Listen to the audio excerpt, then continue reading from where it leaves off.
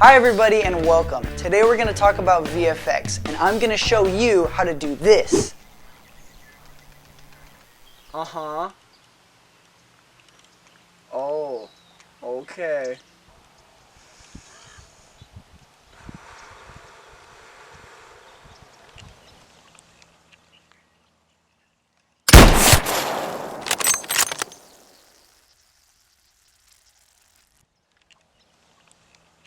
Edit it like an Emma Chamberlain video. What's that? You just burp. And girls think it's funny. Bruh, I can't fake burp anymore. Bruh, I lost it. What? Whew! How to do this. So, that was pretty cool. My name's Ben and I'm going to show you exactly how to do that. And it's completely free and easy. This is all you need to do this.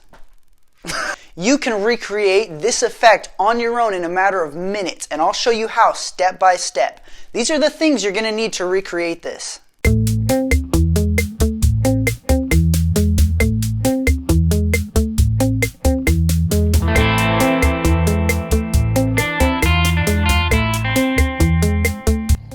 Okay, so now we're out shooting. Sorry, it's a little bit windy. The sound might not be great. So this is where you're gonna need your tripod and your camera. So first thing you wanna do is set up your tripod and put your camera on it. When you're doing the sniper shot, the really important thing is the angle of your shot. For example, if you have your sniper way up here on a mountain and your victim way down here, you're gonna need to take your camera shot at an angle like that. The idea for this shot is that you want to get the camera close enough to the person, to your victim, that it looks like it's coming from the sniper's scope, when actually it's not. So I had my camera right about here, not this low, but my camera's right about here, the subject is over there,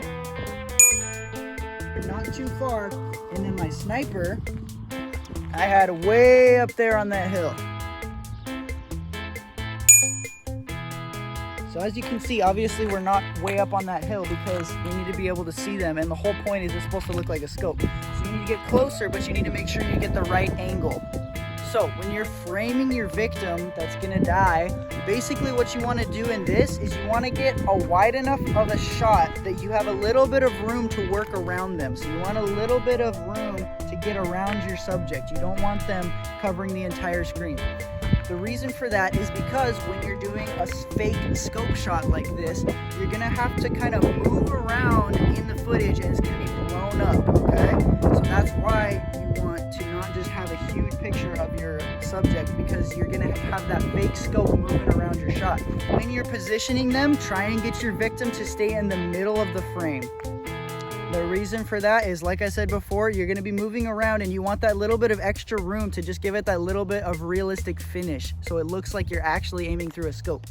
If you're going to make your victim's head explode like I did, what you're going to want to do, and it'll save you a lot of time, is when they fall, you want to make sure that they fall with their head facing away from you. If you watch the footage that I took, he kind of fell and tucked his head down a little bit so I didn't see it. That makes editing way easier if his head's not sticking way out like this, because it makes it so much easier to cut that little head off right there. For the blood, if you want to get fake blood splatters on the wall, one of the easiest ways to do that, and one of the ways that's going to make it look the best and pop out, is if you get a light colored wall. If you get a black wall and have fake blood on it, it's not going to look very real and you're not really going to be able to tell that there's even blood there. So try and get a light colored wall for your blood. What you're going to want to do when you're recording is you're going to want to get a clean plate. What a clean plate is basically it's your footage without your subject. So if I'm taking a video of this guy getting his head blown up, what a clean plate would be is just the background with the guy taken out of it. So what you're going to want to do is, after you have him die, he's going to fall down, he's going to play dead for a few seconds, and then you're going to say, okay, move, while you're still recording, and you don't touch the tripod at all. You just want it to be exactly the same shot as it was with him in it, but this time he's out of it. You want to record that for a few seconds because that's going to be really useful later when you're trying to make his whole head come off. So the tripod is really important. You need the tripod because If you use a tripod and you're doing that little fake scope effect, you're not gonna have to track your footage to put all that blood in, which tracked footage is very hard. If you don't know how to do it, it's not super easy, especially at a distance. So you wanna tripod your camera and make sure it's locked down so it's not wiggling or anything, because it'll make your editing a lot harder. So make sure you have a tripod. Time to edit. Okay, now we're in our editor. The first thing you're going to want to do is import your original clip and go ahead and click on it and make it a composite shot. Leave all this the way it is, push OK. Now you made a composite shot. The next thing you want to do is go online and find a scope PNG image. You want to make sure the PNG has a transparent background.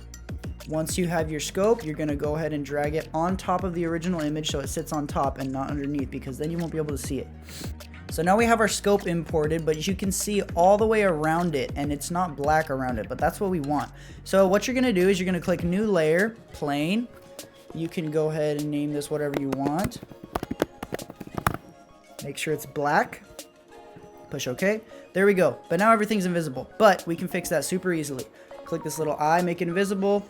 Now we're going to come back here, make sure your scope layer is still selected. The scope filler, the one we just made.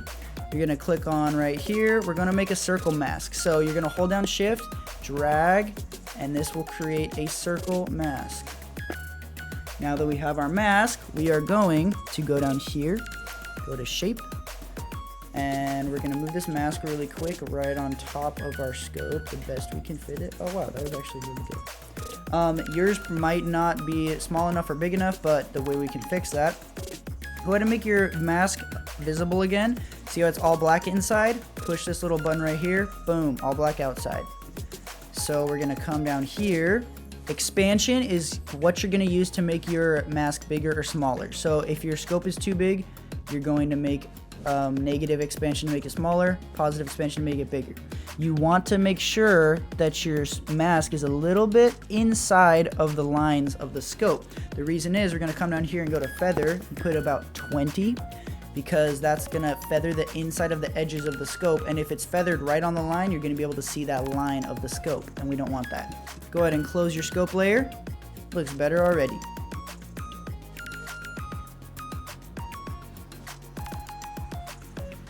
So now we want the scope to be aimed at him when he gets shot. So let's go ahead and scrub through the video and we're going to find the spot where he gets shot. Right around there. Find the spot right before he gets shot. Right there. And then we're going to open this first footage and we're going to come down here to transform right here.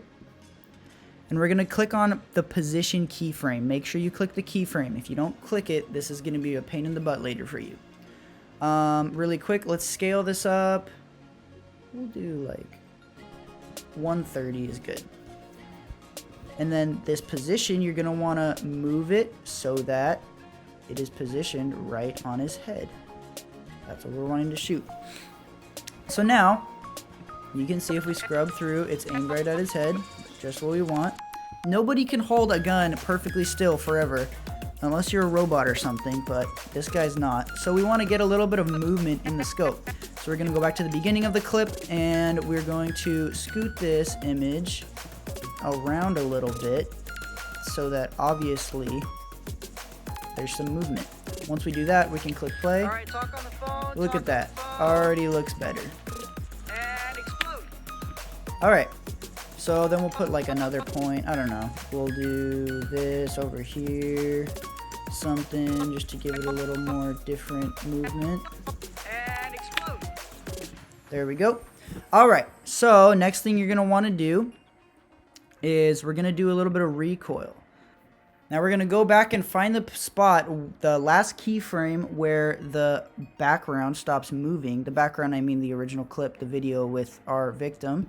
You're going to find that keyframe and you're going to go forward a few. And then this is where you're going to have the recoil. So usually if you're shooting with your right hand, the recoil is going to go up. And it's going to go to the left. If you want to add rotation or whatever, go ahead and be creative with it. You can do whatever you want. So now that we have a little bit of recoil, it should look a little different. Boom. Now that we've added the recoil, we still want the scope to move around a little bit after it gets shot because it's still just holding still like that, and we don't want that. Let me zoom out real quick. There we go. And then we'll just go through here and drop some keyframes, you know, looking around. And then if we play through, it'll keep moving after he gets shot, which is exactly what we want. Now that we've done all this, what we want to do is we're going to sneak back to the spot where he gets shot, and we're going to do some tricky magic. So, we're going to want to go through, find the spot where he gets shot, right about here where the scope stops doing the recoil, or maybe a few seconds before if you want to. I'm going to go with right here. We're going to select our slice tool and slice that original clip, and then we're going to scroll forward a few more until it looks like he's getting punched in the face right there. You see that? How he's whipping his head back, and then we're going to cut again. We're going to go ahead and delete this middle clip and sync this first one to the second one. So now if you go through, it'll cut to that. Boom. You see how he has that jump from being on the phone to bam, just like that. That's a technique they use in a lot of action movies. When somebody's getting punched, they cut out 1 or 2 frames in between, so it gives it more power and it just feels stronger. Now make sure on these clips you're going to want to click this little button down here to use motion blur. This will make it seem more realistic when it's moving around. So if you want to make your recoil feel more powerful, then instead of just a little bump, what you're going to want to do is you're going to want to go to your effects tab, and you're going to want to search in Radial Blur. There it is. You're going to want to put this Radial Blur, my bad, on the scope, PNG. Now right now it looks kind of wonky, but that's not what we want. We're going to scroll through right where the recoil happens. Right there. Go to 1 frame before the recoil. Come into this Radial Blur into the settings. And what you're going to want to keyframe right here. Keyframe is another word for animate, basically. If you don't know what keyframe means, it's just animate. You're going to want to click this keyframe right here. We will go back 1 frame. Make sure that the keyframe is still on 0. Go forward. And you're going to want to boost that up to however much you want. I would say probably 6 or 7 would be good. You don't want to go crazy on it. And then go forward a few frames. And then we'll tone it back down to 0. Now, if the actual scope is going to have a little wiggle blur thing going on, I would assume that what you see through the scope would have a little blur going on too. So what we're going to do is we're going to add a new layer, but this one's going to be a grade. I'm going to go ahead and rename this grade to blur grade so we know what it is. This grade is going to go under the scope filler and the scope PNG. And we're going to put a radial blur onto this grade. What a grade does is basically it applies an effect to everything underneath it. So, see how there's a blur effect on everything underneath these two. Everything underneath the grade has a blur effect. We're going to do the same thing we did with the scope. Then we're going to go 1 forward, and we're going to increase that to about 8 seems reasonable. And go forward a few frames and then down back to 0. Boom. There you go. You can even drag that blur out a little bit longer if you want it to be more powerful. Awesome. Let's close this back up. If you want to add a bulge effect underneath your scope to make it seem like the glass is rounded, you can do that. I'm not going to do it in this tutorial just for the sake of easiness. But basically what you do is add a grade layer and add a bulge and then put a circular mask around and just feather it in a little bit. The next thing we're going to want to do is add all of our awesome blood. So go ahead and import all of your blood that you have. Okay, so now we're gonna go through and we're gonna add all of our bloody goodness. I'm gonna leave this mostly up to you because it's up to you what you want to do with the blood, if you even want to add blood or not. I say that blood makes the scene more realistic and it adds more of a impact if you put things affecting the environment around what's happening to the subject. So, for example, I would tell you to put blood on the wall and on the floor because it makes the scene come more to life if the visual effects are interacting with the environment. While I'm doing these effects, I'm going to go ahead and turn off the blur grade because I don't want that blurring around while I'm trying to edit. The reason that you want to keep your video on a tripod is now going to be very useful to you because you won't have to go in and track the footage for your blood. And I'm going to show you how to do that right now. So if I want some blood on the wall, I'm going to put that blood right here about. And this blood's going to come in. Oh, that's way too big. So basically, you just scale your blood down. Looks good. As you can see, it is not attached to the wall because it's not moving with the wall. See that? Not what we want. The next thing you're going to want to do with your blood is you're going to want to position it where you want it on the wall. And then you're going to come up here to parent and you're going to parent it to the second video. Now if we go through and watch it. And explode. Look at that. It's attached to the wall. So go ahead and do that with all of your blood clips. Okay, so now that you've imported all of your blood effects, you're going to go through and time them up just right where you want them to happen, and your timeline should look something like this. Now the next step you're going to do is taking his head off. So first you're going to go through and make all of your blood effects invisible. So I actually already did the head effect, but I'm going to open a new comp to show you exactly what to do. Okay, so in this new composite shot, I have the original clip right towards the end. When you tell him to move, you want to get the last little frame before he moves. Right about there. Then you're going to go ahead and cut it. And now you're going to scrub through to where your actor is out of the shot. You're going to cut it again right there. Now you're going to delete this little middle section, drag this over to here, so it should be right when he stops moving, boom, it just disappears like that. You see how that works? So now what you want to do is you're going to go ahead and take this clip and put it at the beginning of your first clip, so it's underneath it. Then you're going to come over here to this, which is the rate stretch tool, and you're going to drag that clip all the way out to match up as long as the first clip from before. So now you should have that clip underneath the same length as the one on top. What you're going to do next is you're going to do rotoscoping. So you're going to come into where he gets shot, wherever you want his head to disappear. I'll say let's get rid of it right here. And then you're going to zoom in so you can see what you're doing. And you're going to come over right here and you're going to select the freehand mask tool. Make sure your top layer is selected, not your bottom layer. And then you're just going to come through here and cut out his head. Pretty easy. Now, that's not what we want. We don't want the rest of his body. We want his head gone. There we go. Head's gone. You're going to come down here to the mask, go to shape, put a little bit of a feather, maybe like 2 or 3. Make sure his head is completely cut off. Then in this mask, you're going to come down to transform, and you're going to give a keyframe to the path setting. You'll go forward a few frames and readjust your mask to be over his head still. And basically you're just going to do this all the way until he falls down to get rid of his head. So once you've gotten rid of his head, it should look something like this. Head's gone all the way down until he falls on the ground. There we go. No head. Awesome.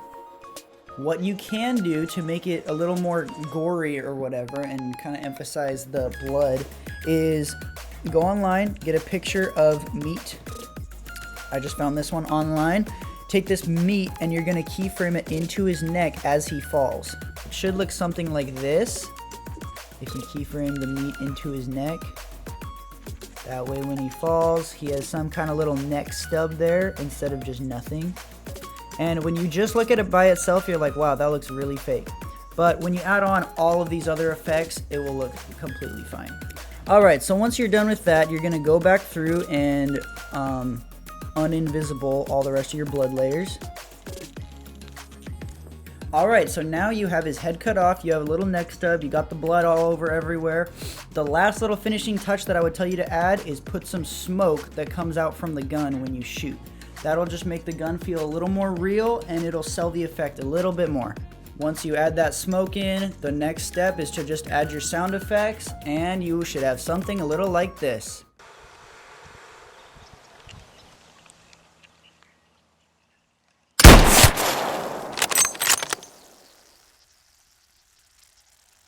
Well guys, I hope you really enjoyed this tutorial, and if you did like it, then go ahead and leave a comment, like the video, subscribe if you want to see more of this type of stuff, and I hope you guys have a great day.